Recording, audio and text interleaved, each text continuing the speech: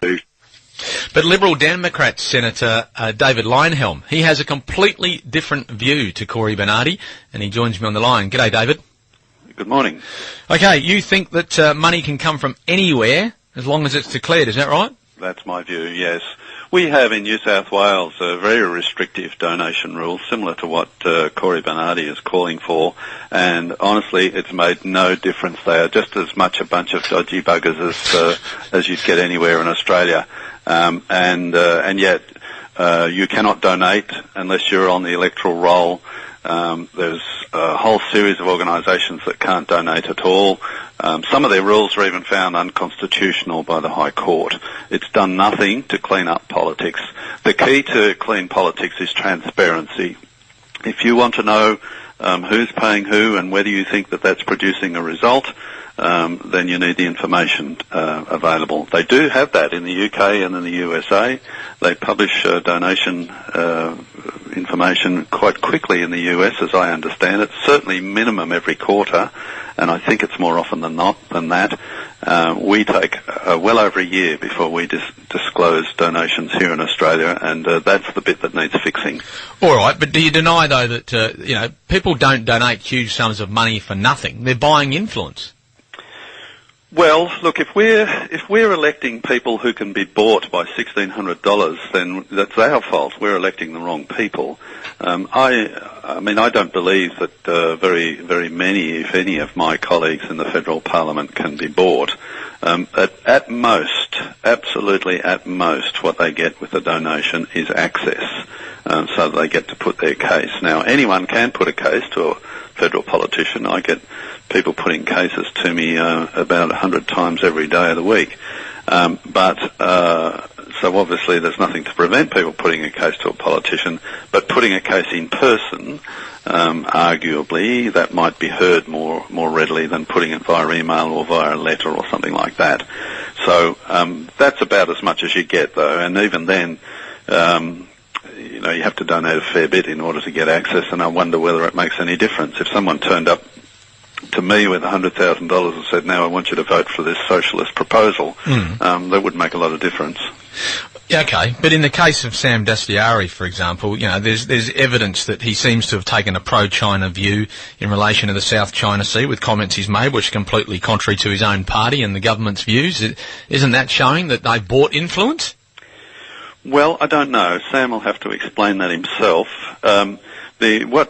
What I think is significant is that what we know about Sam's financial arrangements is due to his own disclosure. It was due to transparency that we know that he accepted that reimbursement of costs from the Chinese donor. That wouldn't have happened if he hadn't filled out his declaration. Yeah.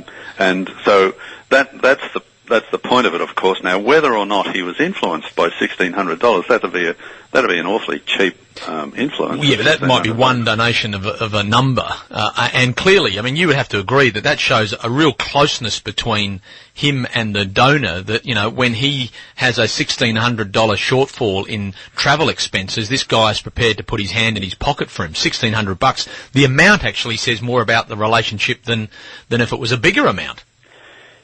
Yes, people have said that. I really don't know the circumstances of it. One thing I would say about Sam, though, I don't want to be seen to be leaping to his defence or criticising him without having more information. I really don't have enough information about the circumstances of this. But what I would say is that Sam is only a youngster. He's only 31 years old, and that in itself is an issue with politicians of that age being elected. But he's also not a policy guy in the Labor Party. He is a numbers guy, a machine man, fundraiser, and a guy for organising numbers to get particular outcomes. He is not a source of policy thinking within the party, and so irrespective of what he thought the South China Sea policy ought to be, his influence would be minimal in the Labor Party. No, but as the spy agency boss has warned, that this kind of soft softening of our politicians through donations is something that we've got to be very mindful of. I know that you're saying that as long as it's declared, then the people know. Well, really they don't, because they might see a figure, but they can't see what's gone on behind the scenes around that figure, the discussions that have happened, things that the politician may have done. We don't see any of that. Well, the alternative is what we have in New South Wales now, and which is increasingly sneaking into federal politics, which is taxpayer funding. And then you don't know what goes on either. In fact, most of the people who vote for the Liberal Democrats, my party, are aspirational voters. They'd like to do better.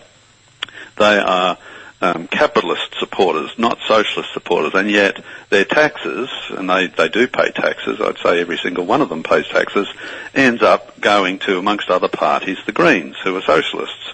That annoys the hell out of them. Now, in terms of relativity, if we're going to have funding of politics in this country, we have a choice between that, so that your money ends up paying for somebody who you wouldn't donate to ordinarily because you profoundly disagree with them, or we have transparent donations by private individuals and organisations. Now, if I have a choice between those two, I'd much prefer the latter. All right, you obviously came under criticism when you took money from Big Tobacco. Some considerable amount of money was donated to your party by Philip Morris. $20,000, not that considerable. Well, 20,000 for some. Well, how much money do you usually get from political donations? We raised $700,000 this last election. So $20,000, does that influence you at all in your way that you voted or pushed or lobbied? I have a standard line to respond to that. We went from being very strongly opposed to plain packaging of cigarettes to being totally opposed to plain packaging of cigarettes. So $20,000 got that. You have to figure that one out. Well, you just said it yourself. What's to figure out? Very strongly opposed, being totally opposed. Yes, there's a huge difference there that $20,000 made. Okay. So you say that money should come from anywhere, from anyone, as long as it's declared. From organised crime, as long as it's declared. That's right.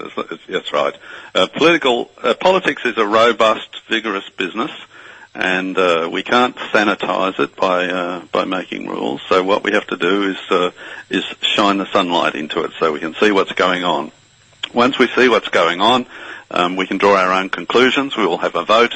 We can decide, I don't like what's going on, therefore I'm not going to vote for that. Or, it doesn't make any difference to me. I can see what's happening. I can't see any concerns there. Then it comes back to the voters in the end, and we're not trying to pretend that the voters can't make up their own minds. All right, well, we'll see what the voters think about your scenario versus what Cory Bernardi's saying. Thanks very much for joining us today, David. Appreciate your time. My pleasure. That's Liberal Democrat Senator David Leyonhjelm. He says as long as it's transparent, as long as it's registered somewhere, as long as you can see it, and I think he's saying it shouldn't be waiting year to year, it should be instant, then there's no problem with political donations from anywhere, any country, any organisation. 9221 882.